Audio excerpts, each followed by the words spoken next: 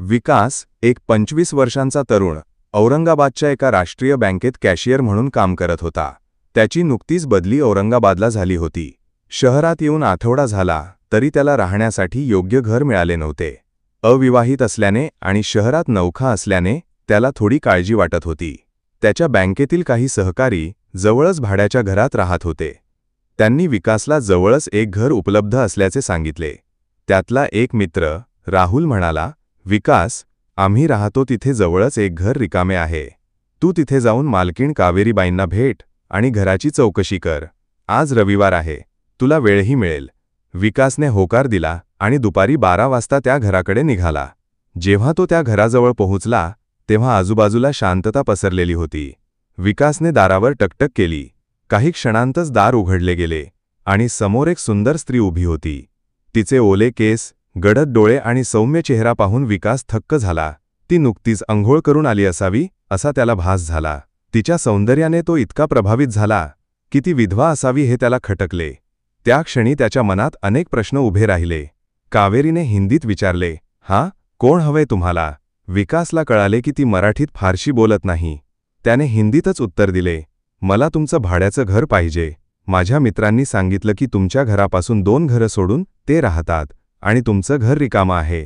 कावेरीने हसतमुखाने आत येण्याचा इशारा केला आणि म्हणाली, बसा, मी तुम्हाला सगळी माहिती देते. ती गाऊन घालून विकास समोर बसली. तिच्या बोलण्यात आणि हालचालीत एक वेगळीच शालीनता होती. ती म्हणाली, पहा, माझं वरचं घर भाड्याने द्यायचं आहे. भाडं दरमहा 4000 रुपये असेल आणि 10,000 रुपये डिपॉझिट द्यावं लागेल. घरात जाण्यासाठी बाहेरून स्वतंत्र जिना नाही, तुम्हाला माझ्या घरातूनच वर जावं लागेल. रात्री 10 नंतर फक्त आणीबाणीच्या वेळीच कोणी आत येऊ शकेल, नाहीतर तुम्हालाही 10 वाजेपर्यंत घरात परतावं लागेल. मी एकटी राहते, त्यामुळे ही माझी अट आहे. जर तुम्हाला मान्य असेल तर तुम्ही आज संध्याकाळी किंवा उद्या सकाळी सामान हलवू शकता.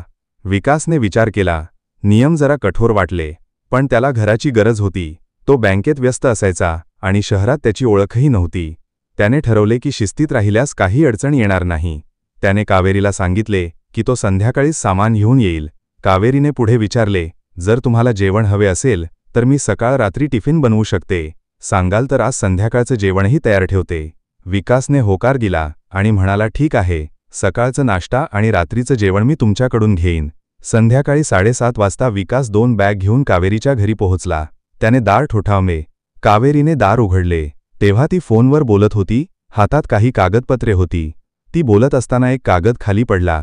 जेव्हा ती तो उचलण्यासाठी खाली वाकली तेव्हा विकासच्या नजरेस तिच्या गाऊनमधून तिच्या आतल्या गुलाबी रंगाच्या कपड्यांचा थोडा भाग दिसला. तो थक्क झाला. तिच्या सौंदर्याने तो इतका प्रभावित झाला की ती विधवा असावी हे त्याला खटकले. त्या क्षणी त्याच्या मनात अनेक प्रश्न उभे राहिले.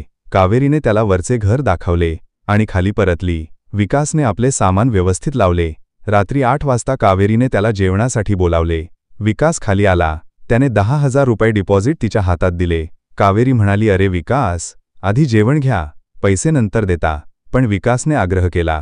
जेवण वाढताना कावेरीच्या जवळून तिच्या सौंदर्याचा प्रत्यय त्याला येत होता. जेवण झाल्यावर ती म्हणाली, थोडं थांबा, मीही जेवते. विकासने टीव्ही लावला आणि बातम्या पाहत बसला. कावेरी जेवणानंतर त्याच्याजवळ येऊन बसली आणि विचारपूस केली, विकास, तुमच्या घरी कोण कोण आहे? विकासने सांगितले की त्याच्या घरी आई, वडील आणि एक लहान भाऊ आहे. त्याने परत विचारले, कावेरी, तुम्ही एवढ्या मोठ्या घरात एकट्या कशा राहता? भीती नाही वाटत? कावेरीने हसत उत्तर दिले, काही महिन्यांपूर्वी माझा मुलगा माझ्याकडे होता, पण त्याच्या नोकरीमुळे तो पुण्याला गेला. आता मी एकटीच आहे, पण मला सवय झाली आहे. तिने गमतीने विचारले, मला वहिनी म्हणशी का? विकासने होकार दिला. दुसऱ्या दिवशी सकाळी 9 वाजता विकास नाश्त्यासाठी खाली आला. तेव्हा त्याने कावेरीला हॉलमध्येच कपडे बदलताना पाहिले. ती गाऊन घालत होती आणि तिच्या आतल्या कपड्यांचा थोडा भाग दिसत होता. विकास अवाक झाला. त्याने मुद्दाम खोकला केला आणि खाली येत असल्याचे दाखवले. कावेरीने घाईने कपडे घालून आत गेली आणि नंतर बाहेर आली. ती म्हणाली, अरे विकास, तू लवकर आलास. नाश्ता अजून तयार नाही. विकासने सांगितले की तो बँकेत जेवण करेल आणि रात्री एकत्र जेवू. बँकेत गेल्यावरही विकासच्या डोळ्यासमोर कावेरीचं चित्र येत होते. तिचे सौंदर्य आणि तिच्या हालचाली त्याला अस्वस्थ करत होत्या. संध्याकाळी घरी परतल्यावर कावेरी टीव्ही पाहत होती. ती म्हणाली, विकास, उद्यापासून मी सकाळी 8 वाजता नाश्ता तयार ठेवेन. गप्पांमध्ये विकासने विचारले, वहिनी, तुमचे पती कधी गेले? तुम्ही एकट्या कशा राहता? कावेरीने आपली कहाणी सांगितली. माझे पती गेले तेव्हा मी 32 वर्षांची होते. त्यांना हृदयविकाराचा झटका आला.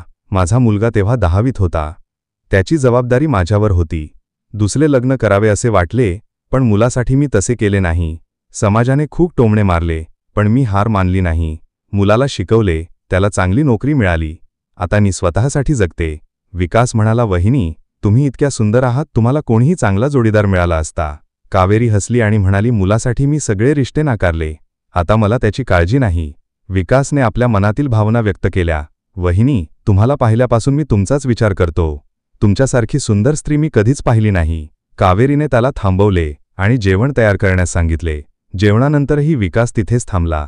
कावेरीच्या हालचाली पाहून त्याला राहावेना. रात्री 9:30 वाजता ती त्याच्याजवळ येऊन बसली आणि म्हणाली, विकास, तुला झोप येत नाही का? विकासने आपल्या भावना व्यक्त केल्या. वहिनी, तुमच्याशिवाय माझं मन कुठे लागत नाही. कावेरी जवळ आली आणि म्हणाली, विकास, माझ्या आयुष्यात खूप काही सहन केला आहे. तू माझ्याकडे का पाहतेस मला समजते. विकासने तिचा हात हातात घेतला. ती काहीच बोलली नाही. हळूहळू त्यांच्यातील अंतर कमी झाले. कावेरीने त्याला आपल्या खोलीत नेले आणि म्हणाली, विकास, माझ्या मनातील आग तुझ्या स्पर्शाने जागी झाली आहे. त्यांनी एकमेकांना जवळ घेतले आणि रात्रीच्या शांततेत प्रेमाचा आनंद लुटला. विकासला त्या रात्री कावेरीच्या जवळ राहण्याचा अनुभव अविस्मरणीय वाटला. काही महिन्यांनी कावेरीने लग्नाचा प्रस्ताव ठेवला. ती म्हणाली, विकास, जर आपण लग्न केलं तर लपून छपून प्रेम करावं लागणार नाही.